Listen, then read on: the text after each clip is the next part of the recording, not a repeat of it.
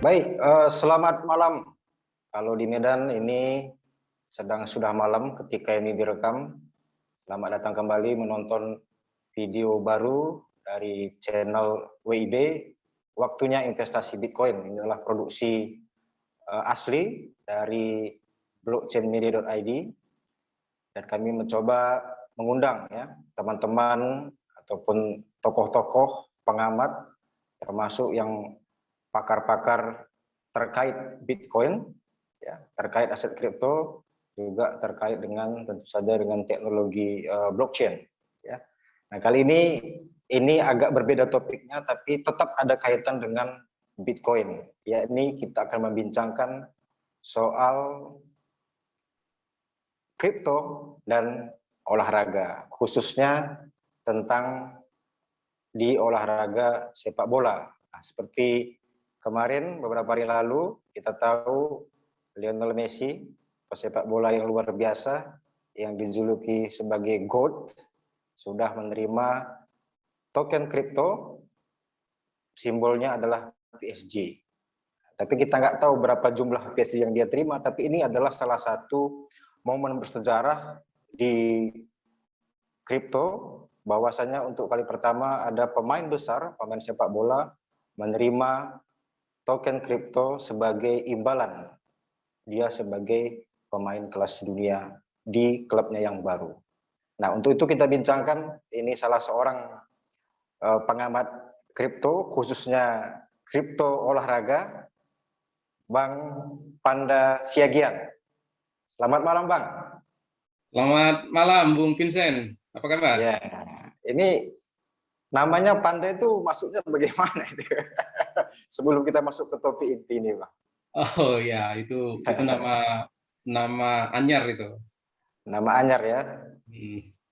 Tapi Panda nggak ada kaitan dengan pelarangan Bitcoin oleh pemerintah Tiongkok, kan itu negeri Oh Panda. enggak, tidak ada. Nggak ada ya. Baik, sebelum kita bincangkan apa kaitan Bitcoin dengan kripto olahraga, kemudian nanti kita bincangkan tentang fans token, dan nanti kita akan menarik diskusi kita tentang apa hubungan Messi dengan token. Itu buat apa kan gitu. Dia kan sudah mau pensiun, rupiah dan euro dia sudah berlimpah, buat apa dia perlu token kripto. Nah, sampai sekarang mau yang pertama publik ingin tahu, ya, Abang juga kita juga sebagai aktivis sosial, ya kan. Sejak kapan Abang kenal kripto, khususnya Bitcoin, dan dari siapa? Kira-kira dulu ketika kenal pertama, apa kesan pertama terhadap Bitcoin? Ya, terima kasih Vincent. Ya, pembicaraan token bola ini menjadi sangat populer ya, khususnya dalam 2 minggu terakhir gara-gara Messi menerima pembayaran token dari PSG. Dan saat ini semua orang membicarakan ini dan menjadi global viral. Iya, pertanyaannya menarik dan agak pribadi. Saya itu awalnya 2017 ya, 2017 sebenarnya berkaitan dengan pekerjaan. Jadi saat itu ada upaya teman-teman saya, termasuk saya, mencari suatu teknologi yang akan kami koneksikan dengan tools di pekerjaan, yang kami bikin beberapa prasyaratnya teknologi ini ya. Pertama dia harus teknologi yang transparan, akuntabel. Kemudian apps ini nanti harus juga demokratik atau desentralistik ya. Jadi bisa dipergunakan di berbagai tempat secara bersamaan dan harus melalui konsensus. Dan itu membawa kami pada diskusi terkait blockchain. Jadi pertama sebenarnya kita nggak Itu bisa. tahun berapa itu, Bang? Sekitar 2017, jadi masih baru. 2017. Jadi Oke. sementara Bitcoin saat itu udah tua juga ya, kalau dihitung Ya. masih 2009. Nah, jadi 2017 itu kami sedang melakukan pencarian itu, dan menariknya kami nggak bicara kripto ya, cryptocurrency. Jadi kami bicara core teknologi. Nah, dan saya kira ini problem yang menjadi terkait dengan diskusi ini. kita itu tidak atau jarang diskusi core teknologi. Kita banyak bicara hilir ya. Bitcoin dan kawan-kawannya ini kan hilir dari sebuah mesin teknologi yang sangat maju bernama blockchain. Nah, ini bacaan kita itu banyak di jurnal ya, jurnal ilmiah. Jadi scientific. Referensi yang kita bongkar itu scientific. Jadi referensi kita bukan medsos. Nah, itu membawa kita pada perdebatan blockchain dan tentu tidak bisa lepas dari diskusi Bitcoin. Karena Bitcoin itu sendiri adalah jaringan blockchain dan kebetulan pionir ya. Nah, ini kan meraba-raba sulit. Ya, jadi akhirnya cara praktek yang paling baik ada cara mengetahui sesuatu yang secara cepat itu ya membeli gitu. Nah, saat itu saya cek ke beberapa teman, ternyata diam-diam teman-teman ada pada beli juga gitu. Jadi saya justru telat. Teman-teman abang yang sesama aktivis Ya, lah, teman-teman pergaulan ya. Iya, di dunia internasional. Mereka pada punya kecil-kecil gitu dan sudah menggunakan gitu. Wah, luar biasa juga ini. Jadi saya suatu kali mencari diam-diam juga, ada nggak kawan saya yang punya diskursus dan narasi yang sudah advance soal Bitcoin ini, dan aku ketemu orang yang di hadapanku ini. Nah, jadi 2017 ya, kita ketemu saat itu di suatu kafe dan kita diskusi soal ini dan sangat menarik diskusi kita saat itu. Saya kira itu sekitar 2017 ya.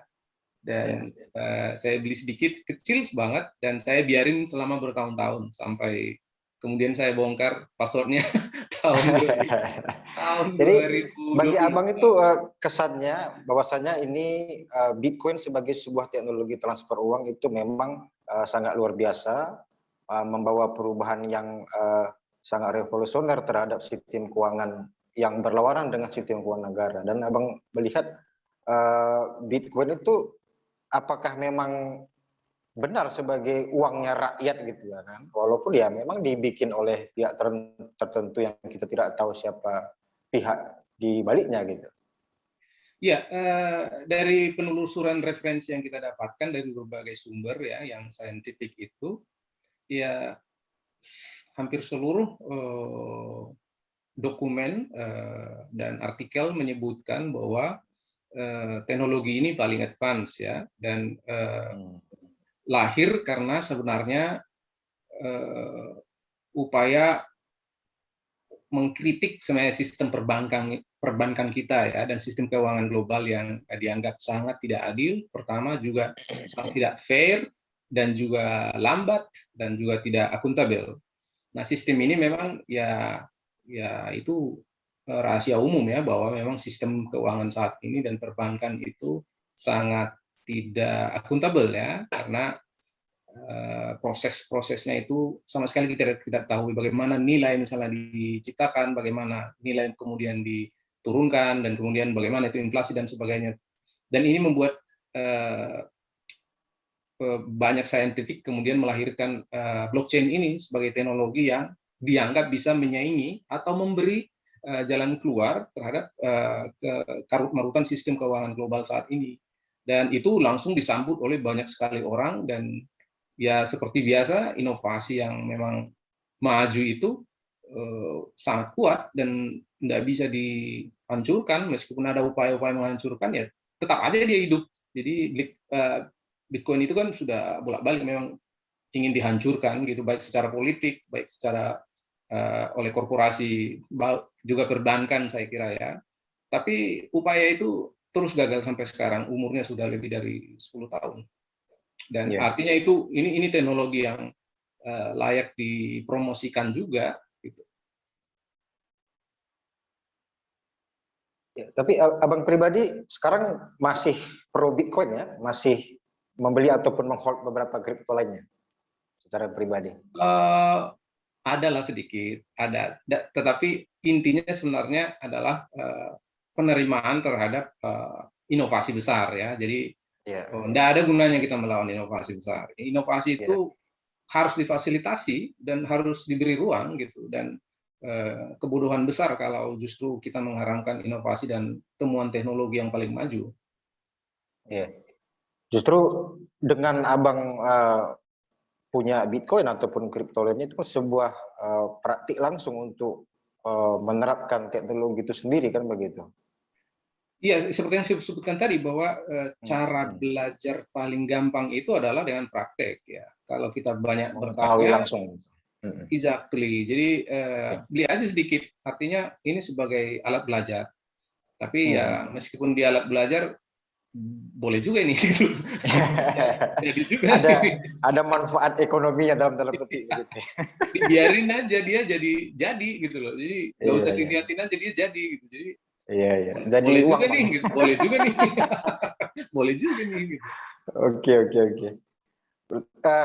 Kemudian ini Bang, lebih ke spesifik tadi mungkin Abang sudah jelaskan ya, apa yang bisa dampak dari hadirnya Bitcoin terhadap ekonomi, kemudian Bitcoin dan kripto lain juga bersaing dengan sistem ataupun instrumen investasi lainnya, misalnya saham, kemudian emas. Ya, emas sendiri misalnya melawan Bitcoin, emas sudah kalah gitu. Ketika tahun lalu Bitcoin sudah naik 300%, malah emas itu turun, imbal hasilnya hanya 30% di periode tahun yang sama.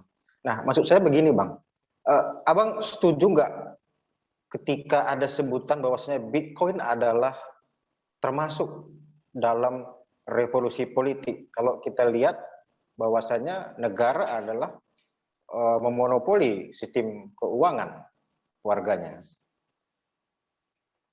Ya, kembali ke yang tadi ya, bicara teknologi di belakang Bitcoin itu yang kita sebut dengan blockchain. Yes, temuan ini tentu temuan revolusioner ya, ini sangat revolusioner. Bagaimana mempraktikkan suatu konsensus secara global untuk menyepakati suatu nilai gitu ya. Jadi tidak tergantung kepada otoritas negara dan otoritas perbankan. Ini menarik sekali. Dan setuju bahwa ini revolusi ya, ini revolusi teknologi yang akan mengubah dunia juga. Menurut saya ini cepat atau lambat akan mengubah sistem keuangan dunia. Ini masih sangat panjang memang, jalan yang mau dijalannya masih panjang karena penerimaan dari pemain-pemain besar seperti politisi, negara, perbankan masih berat ya, karena tentu ini akan mengurangi kekuasaan mereka. Tapi tidak bisa dilawan seperti yang saya sampaikan tadi. Tidak mungkin kita nggak bisa melawan teknologi.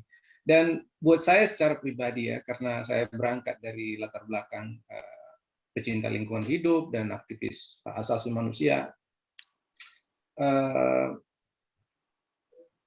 menemukan barang digital berharga itu luar biasa banget gitu. Jadi kita bayangkan barang fisik yang bernilai itu dulu itu emas ya, itu sangat tidak ramah lingkungan ya. Nah, kemudian juga mungkin sebelum emas ya, kita masih mengingat misalnya let's say taring gajah lah, cula badak lah, kumis harimau lah, kulit kerang lah. Nah, ini barang-barang berharga zaman dulu yang sangat tidak ramah lingkungan. Kenapa tidak ramah? Ya kita harus mencabuti kumisnya harimau untuk memiliki nilai misalnya, atau kita harus mencabut, bayangin kita harus mencabut itu taring gajah hanya karena ingin punya barang bernilai. Nah, ini benar-benar tidak ramah lingkungan dan tidak ramah terhadap alam ya. Nah, termasuk emas ya. Emas juga menurut saya sangat tidak. Emas itu adalah tambang yang paling berbahaya, tailingnya itu sianida dan lain sebagainya. Dan menemukan barang digital bernilai yang tanpa harus menghancurkan alam ini, buat saya itu punya luar biasa sekali ya, itu luar biasa sekali. Jadi ya saya pendukung barang digital bernilai ini ya, karena apa? Barang fisik bernilai selama ini sangat tidak ramah dengan lingkungan. Nah, ini menurut saya sangat ramah karena kita hanya dibutuhkan untuk menyimpan barang ini di tempat digital juga dan tanpa harus menghancurkan atau melakukan ekstraksi terhadap alam. Nah, jadi ini benar-benar revolusi antara barang digital bernilai versus barang fisik bernilai ya. Jadi barang fisik ini saya kira lambat laun harus ditinggalkan kalau kita ingin dunia kita ini juga bisa lebih baik begitu. Oke, berarti kita memang berada di persimpangan peradaban yang sangat penting Bang ya, karena ini untuk kali pertama manusia ada, Homo sapiens ini kita punya sistem keuangan yang sangat berbeda, yang tidak sama sekali bukan berpangkal dari negara. Oke Bang, nah Ya. kita masuk ke intinya Bang, topik kita. Kita ngomongin Bitcoin tadi sudah, ya kan? Ya. Selain Bitcoin kan banyak kripto lainnya, kita sebut altcoin ya, ada ETH, ada Cardano, bahkan beberapa project kripto itu khusus masuk di ranah yang spesialis. Nah, yang terbaru kan luar biasa itu, ada istilah fans token Bang. Nah ini apa sebenarnya relasi, kan mungkin tadi di Bitcoin sudah jelaskan lah, Bitcoin kemudian sebagai sebuah pionir untuk kripto, kemudian ada kripto token ya khusus untuk olahraga. Ini fenomena apa Bang? Ini buat apa olahraga dibikinkan token, dan buat apa Messi punya token yang jumlahnya katanya besar tapi kita nggak tahu berapa triliun mungkin. Gimana itu Bang? Ya, publik pasti akan sangat mulai mencari berita ini ya, khususnya karena Messi dibayar pakai kripto atau PSG token. Dan curiosity publik pasti akan terus tumbuh, dan artinya token sepak bola dan olahraga lain saya prediksi juga akan berkembang cepat bukan hanya Akan di terus dalam, diapresiasi. ya di Eropa. Nah, saya kira begini. Pertama memang ekosistem industri blockchain di Eropa itu lumayan bagus ya, lingkungan industrinya. Jadi industri blockchain berkembang cepat dan kemudian terjadi spesialisasi-spesialisasi. Nah, misalnya di Eropa muncul blockchain yang khusus, misalnya bukan khusus tapi sangat tertarik dengan dunia olahraga. Itu Cilis ya. Jadi blockchain Cilis ini kemudian dipakai oleh sebuah bursa di Eropa, namanya Socios ya. Socios itu satu bursa yang kalau di Indonesia ada Indodax dan kawan-kawannya. Di Eropa itu ada Socios yang mengkhususkan diri mengkoneksikan industri bola dengan blockchain. Nah, ini menurut saya akan sangat menarik ya, karena pertama dunia kita ini, seluruh dunia kita ini yang penduduknya hampir 8 miliar ini tahu bola, dan 70% pasti suka bola. 70%. Kalau aku enggak Bang, aku enggak suka bola. Artinya aku enggak suka sepak bola, tapi bolanya suka gitu. Ada 5 miliar penggemar sepak bola, 5 miliar di seluruh dunia. Dan itu potensi pasar ya kalau kita lihat di pasar. Bayangkan Real Madrid saja itu, kebetulan saya suka Real Madrid, jadi saya paham.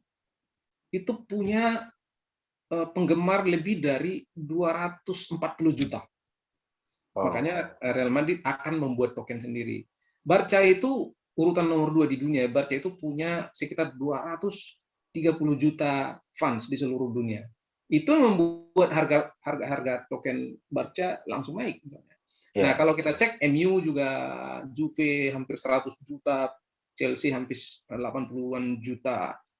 Nah, ini potensi yang luar biasa ya. Bayangkan fans ini kan ada 2 jenis fans, ada fans yang rasional tapi ada juga fans yang gila kan. Jadi mau hancur dia dukung, mau maju dia dukung, apapun ceritanya dia dukung. Artinya apa? Kalau kamu jual token, dia pasti beli. Hancur juga itu, nggak peduli dia. Pokoknya dia beli saja gitu. Itu urusannya ideologi gitu. Kalau di Eropa disebut itu urusannya agama gitu. Agamanya itu mau gimana lagi. Nah, pertanyaannya mungkin seperti ini Bang.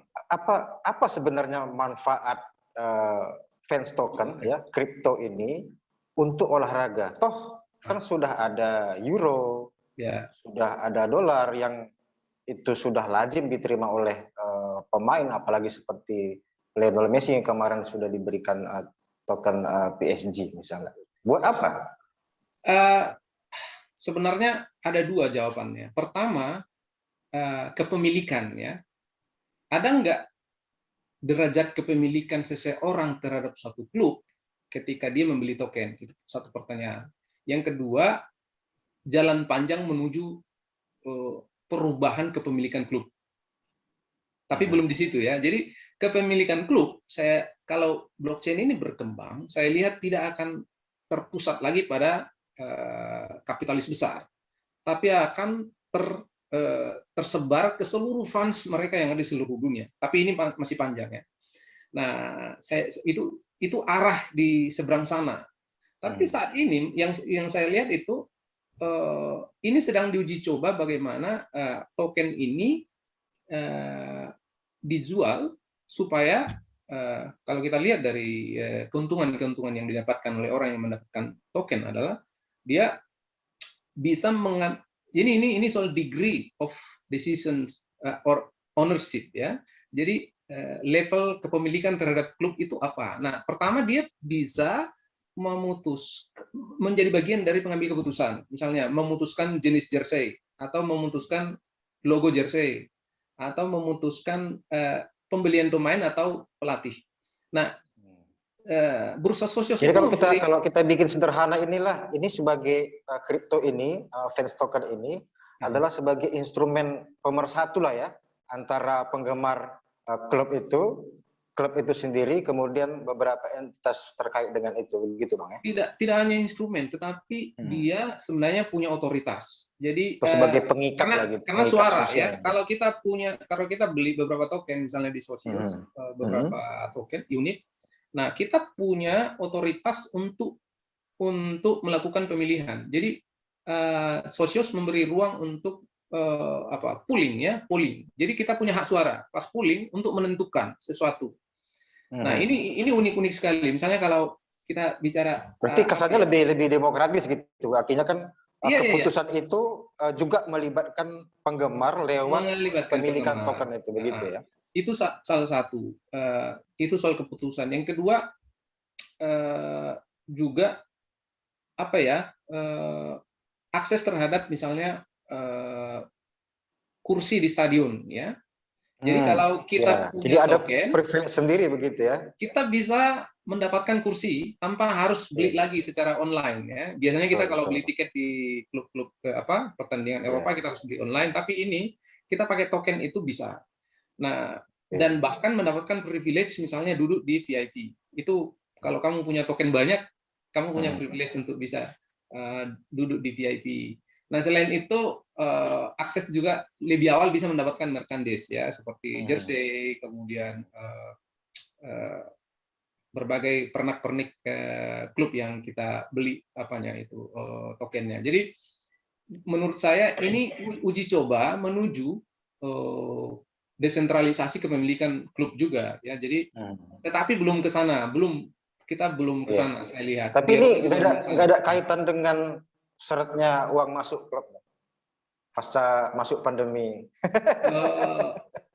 Dalam beberapa mungkin ya hal, dalam certain extent saya kira ya. Jadi tapi ini inovatif. Ini inovatif ya. Jadi khususnya saat pandemi ini kan banyak kan sulit ya mendapatkan pemasukan ya, khususnya dari penonton di stadion, dan juga harga broadcasting bola juga menurun. Nah, saya lihat ini inovasi ini muncul sehingga saya lihat klub-klub sepak bola sekarang seperti jamur di musim hujan tuh membuat token. Dan kalau kita lihat di Socios itu antri saat ini, antri untuk launch tokennya masing-masing. Ada Inter Milan juga saya lihat sedang di antrian itu. Ada Inter Milan, ada macam-macam. Kita bisa cek. Tapi ada belasan itu lagi antri sekarang. Ada belasan. Bahkan tidak hanya sepak bola. Arsenal baru, Arsenal ada juga yang olahraga bela diri juga ada tokennya juga gitu. Iya. Nah, ini agak spesifik kita, Bang. Ini kan Lionel Messi kan gara-gara kemarin dia diberitakan sudah menerima token PSG sebagai welcome package istilahnya setelah dia masuk ke klub baru meninggalkan Barcelona misalnya. Nah, apa impact-nya dari situ? Apakah ini akan menjadi pola baku ataupun pola inovatif untuk diikuti oleh klub lainnya, walaupun memang sekarang sudah berkembang, tapi setidaknya akan memberikan terinfeksi lah dalam tanda petik dengan negara lain, gitu. Karena kan otomatis, oke lah, tadi faktanya adalah syaratnya uang masuk bagi klub, ya kan? Kemudian penjualan token menjadi salah satu alternatif untuk arus pendapatan. Ini juga diakui oleh klub PSG juga ketika Messi sudah masuk. Jadi apa impact Messi sebagai pemain sangat ternama masuk di klub yang paling kaya dan dia bersedia menerima token PSG? Ya, ya pasca Messi, karena kita harus menyebut ini ya, Messi ini suatu lompatan batu penting dalam dunia kripto sepak bola. Pasca Messi ini saya kira akan banyak sekali klub yang akan melirik ya token ini. Saya yakin bahkan bukan hanya Eropa, ini akan menjalar mungkin ke berbagai musim sepak bola di tempat lain. Nah, yang menarik juga kan karena harga tokennya ya. Kalau kita cek semua harga token itu nggak ada yang turun, semua naik sejak ada sampai sekarang. Jadi rata-rata itu kan harganya biasanya dijual, biasanya mereka patok harganya itu rata-rata 2 euro. Nah, tidak ada satupun token sepak bola yang harganya di bawah 2 euro sekarang. Semua itu 5 euro, 10 euro, 40, ada yang 30 euro, ada yang. Jadi kalau kita lihat dari perkembangan harga token sepak bola sangat menjanjikan, sehingga ya tentu yang lain akan melihat ini gitu. Jadi token itu akan berkembang terus melihat pengalaman dari pendahulu-pendahulu seperti Barcelona, Juventus, Atletico Madrid dan lain-lain. Saya kira harga token mereka berkembang terus dan itu akan menjadi contoh buat klub-klub yang lain untuk melirik teknologi blockchain, Bung Vincent. Iya. Nah, ini jadi saya terbayang nih Bang. Oke lah, ya sepak bola Eropa itu memang sudah kalah jauh lah dengan Indonesia, walaupun kita nggak bisa itu bilang perbandingan apple to apple gitu kan. Tapi setidaknya kan apa pandangan Abang dengan persepak bola Indonesia terkait fans token ini? Kan sepertinya kalau saya perhatikan belum ada mengarah sama sekali ke situ gitu. Jadi apa urgensinya kalau misalnya klub sepak bola Indonesia untuk melihat peluang ekonomi dalam tanda petik terkait token ini? Melompat ke Indonesia sulit sekali ya, menjawabnya sulit sekali karena apa? Apa yang terjadi saat ini di Indonesia itu dulu merespon blockchain ini. Yang saya lihat atau sebagai awam, kita hanya masih menangkap ujungnya saja ya. Kita belum menangkap peluang yang sesungguhnya dari teknologi blockchain secara baik dan utuh ya. Jadi bahkan Indonesia ini sepertinya hanya memperlakukan blockchain produk sebagai ladang judi jadinya ya, jual beli saja. Jadi jual beli kripto itu menurut saya itu adalah selemah-lemahnya blockchain gitu. Jadi bayangkan teknologi ini begitu luar biasa, tapi dipakai untuk judi saja gitu. Jadi menurut saya ini kita mungkin judi dalam makna terlalu spekulatif begitu Bang ya. Iya, jadi kita ini coba-coba begitu itu. Hanya remah-remahnya aja ini kita ini. Jadi masih di remah-remahnya. Belum kita menangkap peluang teknologi ini sebaik. Aspeknya sangat banyak kan begitu kan. Dan itu memang banyak sekali. Tidak pernah mungkin sudah dipikirkan tapi mungkin saya nggak tahu misalnya ada nggak penambang yang serius dan difasilitasi di Indonesia ya. Kalau itu ada, kita mungkin akan bisa mengalokasikan logistik. Maaf, kita mungkin akan memiliki banyak sekali, let's say Bitcoin, ya. Tapi nggak ada itu, nggak ada. Saya tidak pernah mendengar ada suatu penambang Bitcoin yang serius di Republik ini. Di mana misalnya di Papua kah, di Sumatera kah, di Jawa kah? Nah, jadi ini sporadis. artinya enggak kita tangkap teknologi ini dengan sangat baik. Itu yang pertama. Pesan saya sih apa ya? Ini belum ke kripto bola Indonesia ya. Ini masih jauh.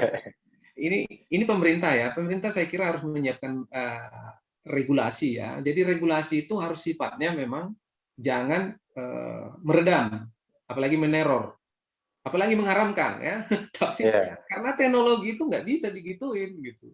Masih ingat teknologinya Grab sama apa ya? Gojek ya, itu nggak bisa diredam. Itu teknologi yang akan berkembang pesat meskipun direpresi. Nah, jadi kalaupun pemerintah mau bikin regulasinya mesti yang memfasilitasi dan melindungi gitu. Itu yang pertama. Dan soal bola, ini urusannya juga, Bung, transparansi, akuntabilitas dan apa ya? Kebersihan ya, dunia kita ini seperti apa. Kalau nggak bersih ya nggak bisa. Dan itu bertolak belakang dengan kebiasaan orang Indonesia dalam tanda petik. Blockchain itu mensyaratkan kebersihan, akuntabilitas, konsensus publik. Bagaimana sepak bola kita di mana rupanya ini? Di level mana? Berarti kulturnya tidak selaras dengan masih jauh. Barang ini masih jauh. Jadi tapi bisa. Kita harus punya optimisme bahwa sepak bola kita bisa maju. Kalau perlu lompatan teknologi ya. Kalau memang ini harus dilakukan gitu. Jadi misalnya kalau sederhananya sih, kalau kita nggak bisa bikin perusahaan bursa khusus olahraga, mungkin kita mengundang Socios aja untuk investasi di Indonesia gitu. Jadi melalui media ini mungkin bisa aja mereka mendengar, dan Indonesia, karena Indonesia ini potensi fans sepak bolanya juga tinggi sekali. Tapi itu harus melobi Koni dan Jokowi juga, Bang ya.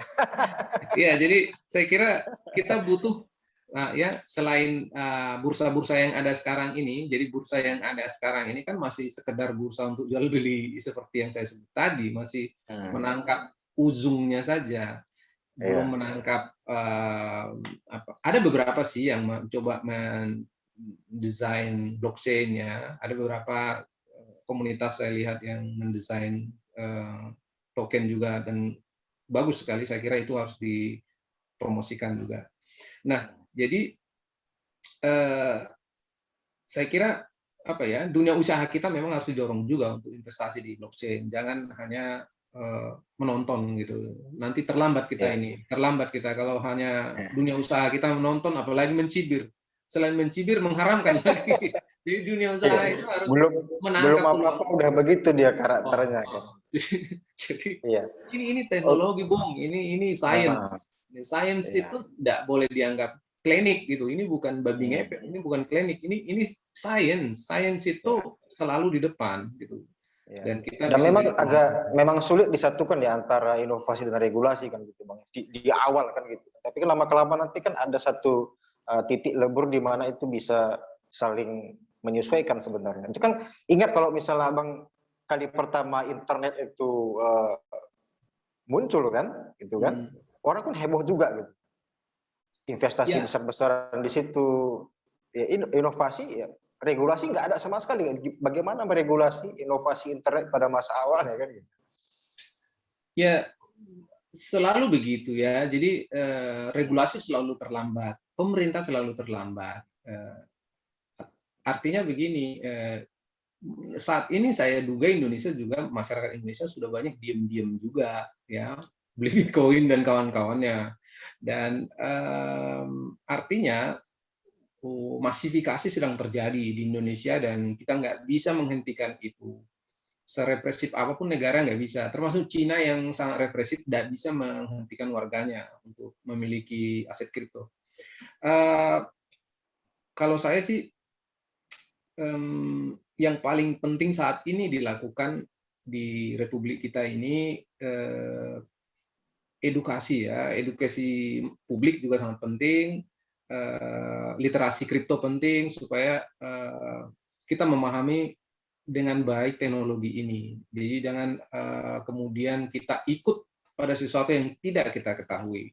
Jadi proses literasi, edukasi, menjadi sangat penting saat ini untuk masyarakat Indonesia.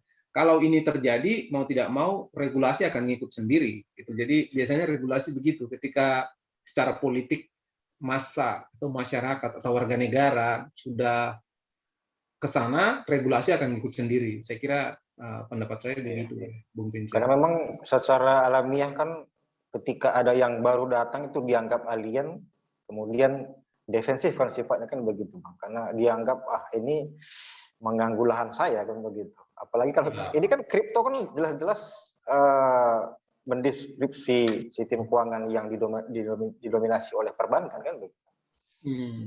Iya, betul. Ya selalu begitu, sejarah selalu berulang ya. Yang paling maju itu biasanya dibenci oleh orang kebanyakan karena orang kebanyakan belum tahu saja. Socrates juga dibunuh karena bawa filsafat misalnya. Copernicus juga mengalami hal yang sama ketika menyebut bumi bulat.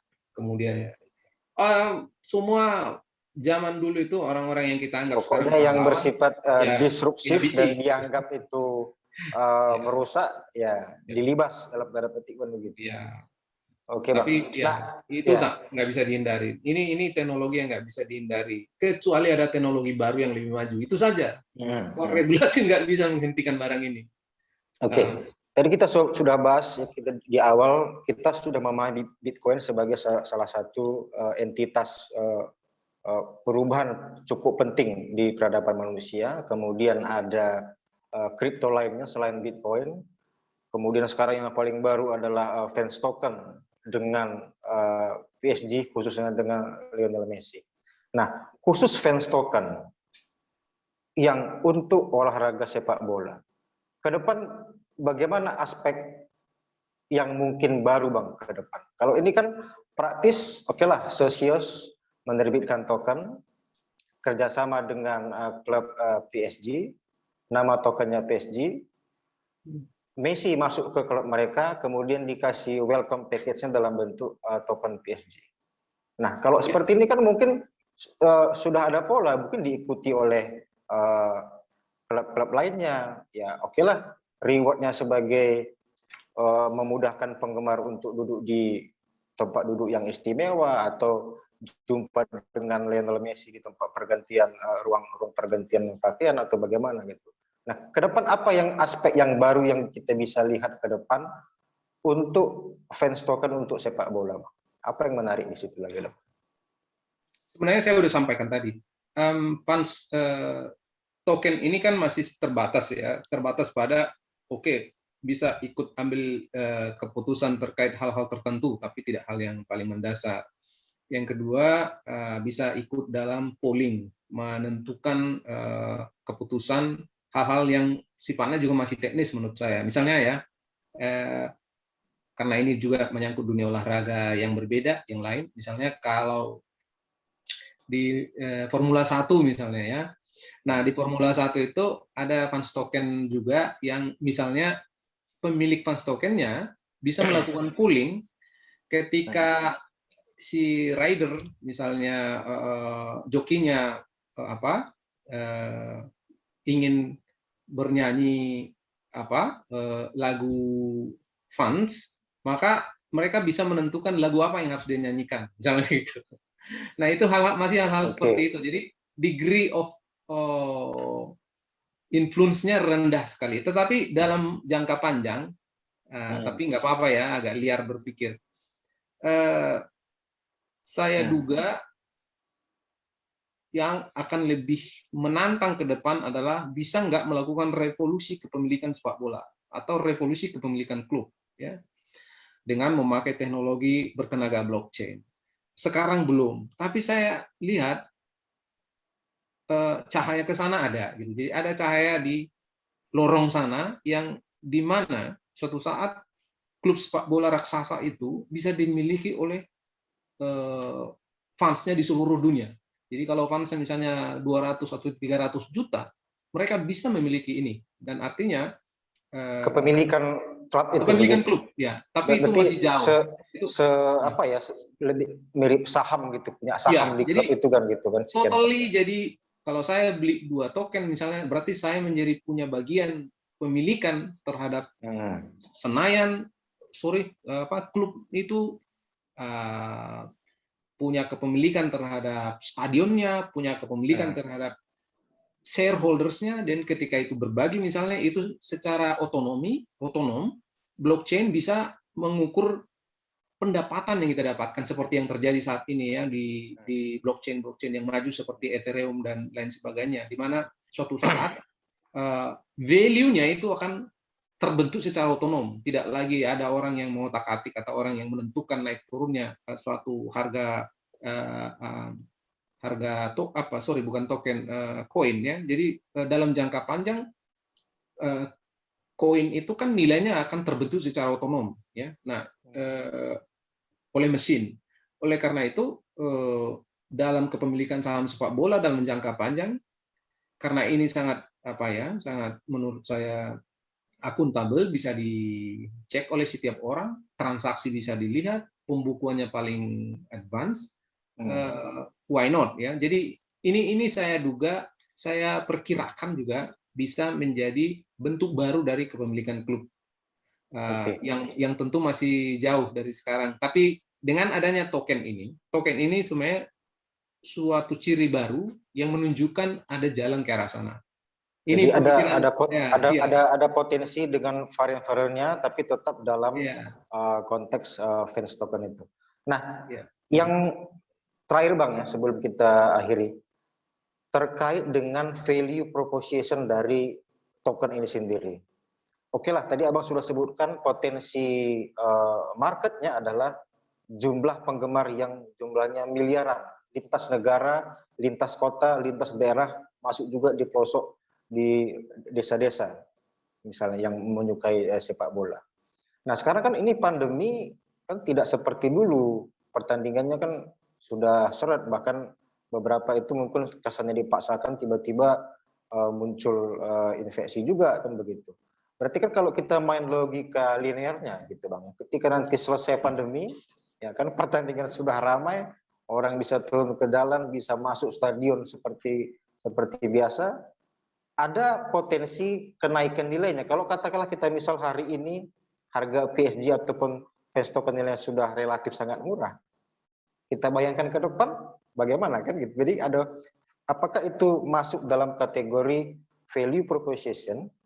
Ada potensi kenaikannya sangat besar ketika kita sudah menyelesaikan pandemi ini.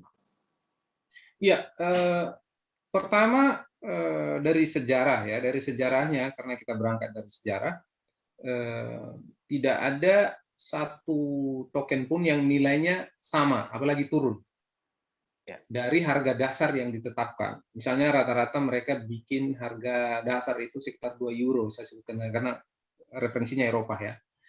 Nah, kalau kita lihat PSG saat ini udah di atas $40, Barcelona di atas $25 per biji, per unit, dan lain sebagainya. Nah, karena ini teknologi blockchain ini kan nggak bisa diutak-atik ya, nggak bisa dirombak. Kalau mereka udah sebutkan atau diciptakan dari awal, itu timestamp-nya begitu. Kalau udah diciptakan dari awal, contohnya 10 juta unit. Ini nggak bisa ditambah menjadi 11 juta atau dikurangi menjadi 9 juta. Sudah permanen. Dia eternal. Jadi misalnya 10 juta unit saja. Artinya apa? Ini langka ini barang. Jadi orang yang ingin berteriak-teriak di lapangan banyak dan akan meningkat. Orang yang ingin mempengaruhi pemain bahwa aku nggak suka pemain itu, aku suka pemain sana, dibeli ke sana, pasti meningkat. Nah, karena meningkat, bagaimana caranya supaya suara dia didengar atau dia punya akses atau supaya dia bisa nonton, dia mesti beli tokennya. Itu akan membuat harga token saya pastikan naik, merujuk pada sejarahnya ya. Saat ini misalnya token Arsenal yang 2-3 hari yang lalu baru rilis, harganya $2,5.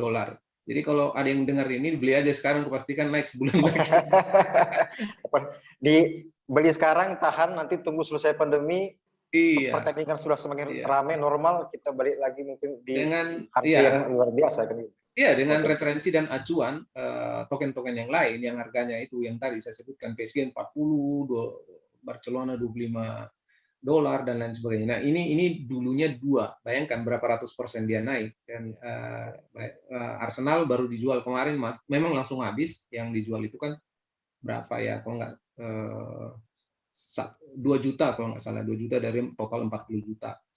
Nah, jadi aku perkirakan ini akan naik. Nggak mungkin 2 euro terus-menerus. Kira-kira begitu. Oke, asik ini, luar biasa Bang. Jadi, baik, terima kasih banyak Bang atas hasil pengamatannya, dan ini memang satu peluang besar ya untuk olahraga khususnya, yang dimana fans token ini lebih mendekatkan lagi antara penggemar dengan pemain, termasuk dengan klub, dan juga punya potensi kalau tadi diakui oleh tim klub PSG untuk memperbaiki ataupun mengadjustment aliran pendapatan mereka ketika sudah masuk pandemi. Oke, terima kasih banyak Bang Panda Siagian. Kita ketemu lagi di kesempatan yang berikutnya. Sampai jumpa, Horas. Oke, terima kasih Bung Vincent. Sampai jumpa. Bye. Oke, baik, itulah teman-teman, ya, kita mendapatkan satu wawasan yang baru, ya, bahwasanya kripto itu bukan soal Bitcoin saja. Kripto itu bukan sekadar sebagai instrumen investasi, tetapi juga satu instrumen ataupun alat untuk mendekatkan para penggemar sepak bola dengan pemainnya, dengan klubnya, kemudian dengan token. Mereka punya hak untuk menentukan bagaimana masa depan dari klub favorit mereka. Oke, terima kasih atas perhatian Anda. Kita jumpa lagi di video berikutnya. Tetap di WIB, waktunya investasi Bitcoin. Sampai jumpa, Horas dari Medan.